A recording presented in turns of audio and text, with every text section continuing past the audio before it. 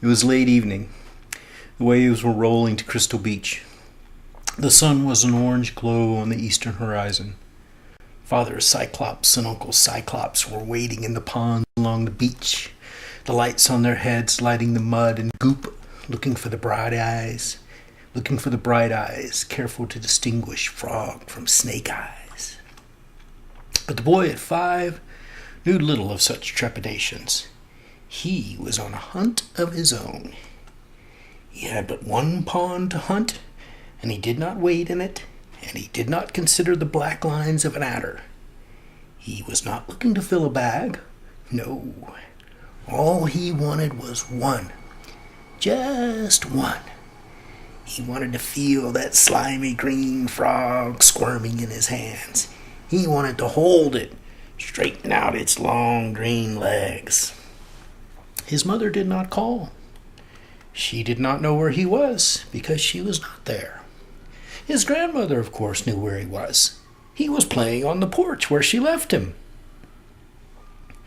He walked in the oily mud of the pond that was just a grade above sewage. Suddenly he stopped. It was there, right there in front of him, ready to spring. The 5-year-old squatted down, slowly twirling the fingers of his left hand as if he were performing some kind of magic trick, which indeed he was. The amphibious eyes riveted to the fingers until the boy, with one deft practice move, struck with his right hand. Whoa! Got him. Almost. The massive beast leaped. The boy almost lost him. Except he fell on the thing, clutching it with both hands so tightly that its tongue stuck out of its mouth. He stood up covered in mud and filth. He did not notice. He did not care. He bolted toward the beach cabin, struggled up the stairs, screaming, "I caught one, Grandma! I caught one!" He met her at the sliding glass door. She gave a little shriek. "Don't! No! No! No!" But it was too late. He was leaning against the glass, attempting to wedge it open with his body, mud and goo sliming the thing. She opened the door.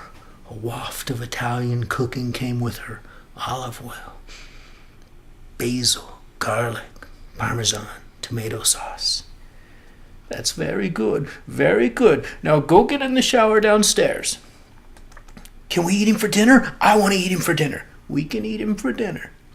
She took it from the boy. "Now you go right back down those stairs and take a shower before you come inside."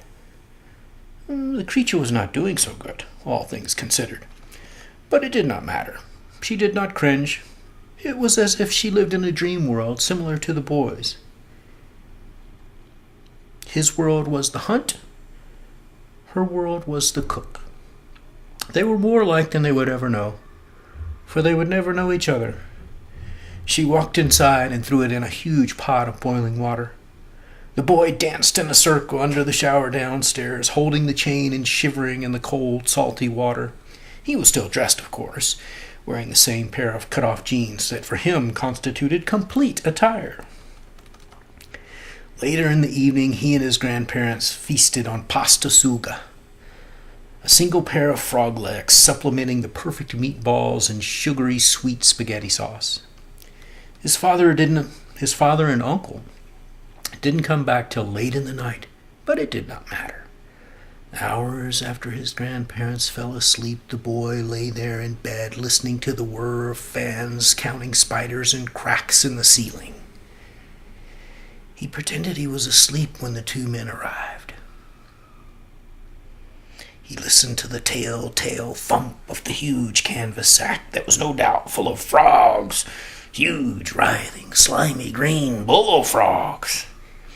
He listened as they stored their frog gigs and lights in the closet. He listened as they slipped in bed. He waited for them to snore. It seemed like an eternity. But it all happened quite quickly. They were bushed. They were tired. They fell asleep. He crawled slowly out of bed, pausing every few seconds to listen. Does anyone know? Can anyone hear? He tiptoed across the room, cringing at the creak of every board. He negotiated quickly the string securing the sack. It was an easy knot, meant to be quickly untied. He peered in and shrieked with glee. The thing was full of writhing frogs, great, green, slimy bullfrogs. He reached in and grabbed the biggest one he could find for closer inspection. It wriggled from his hand and leaped to the floor. He bounded after it. The bag fell over. The bullfrog made for safe haven under the kitchen table. The boy scampered after it, bumping his head so hard it knocked him square on his bony little bottom. He put his hand on his forehead and whimpered. Then he noticed two things. Frogs all around him, his father standing above him, holding one finger over his lips. "Shh," he whispered. "Are you all right?" The boy whimpered and crawled into his father's arms. Sanctuary. It's all right. It's all right. His father carried him to bed and laid down next to the boy. "Go to sleep, you little monkey. But go to sleep. The frogs. We'll catch them in the morning." The next morning, they awoke to the sound of the old woman's howling. Not so much anger as determination to catch every frog quickly and dispatch it as soon as possible. Soon everyone in the cabin, including Grandpa, who usually didn't do much of anything, tell the truth, was on the hunt, catching frogs, throwing them in the bag that the boy held open and wrapped shut. "I'm sorry, Mama," said the boy's father. I must have tied a bad knot last night.